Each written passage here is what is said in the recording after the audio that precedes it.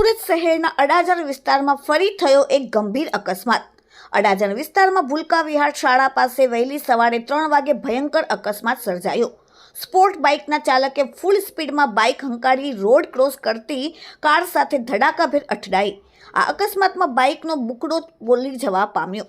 Sports bike પર 3 યુવકો સવાર હતા, જેઓને ઈજાઓ પહોંચતા તાત્કાલિક સારવાર માટે હોસ્પિટલ ખસેડવામાં આવ્યા। આ ઘટના સામે આવેલા સીસીટીવીમાં જોઈ શકાય છે કે એક કાર રસ્તો ક્રોસ કરી રહી હતી, તે દરમિયાન જ ફૂલ સ્પીડમાં આંખના પલકારામાં જ બાઇક કાર સાથે ધડાકાભેર અથડાઈ છે। બાઇકમાં પાછળ બેસેલા એક યુવક 30 ફૂટ જેટલો ઊંચો ઉછળીને 20 થી 25 ફૂટ દૂર પડે છે, જ્યારે 2 યુવકો બાઇક સાથે ત્યાં રસ્તા પર પટકાય છે। ફૂલ સ્પીડમાં બાઇક કારમાં અથડાવાના કારણે કાર પણ ઊંચી થઈ જાય છે। ત્યારબાદ આસપાસથી લોકો દોડી આવે છે અને યુવકને હોસ્પિટલમાં ખસેડે છે। હાલ તો અડાજણ પોલીસે વધુ તપાસ હાથ ધરી છે।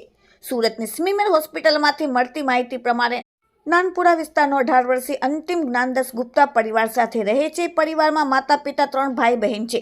અંતિમ કૃષિ બજારમાં પટાવાળાનું કામ કરીને પરિવારને આર્થિક રીતે મદદ કરે છે।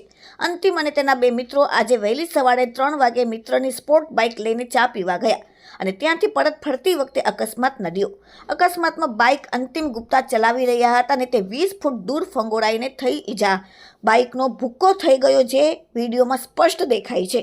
સાથે વિડીયોમાં સ્પષ્ટ દેખાય છે કે બાઇક ચાલકો ફૂલ સ્પીડમાં હતા ને કાર ટર્ન લઈ લેતા દરમિયાન બાઇક ચાલકોને અકસ્માત થયો।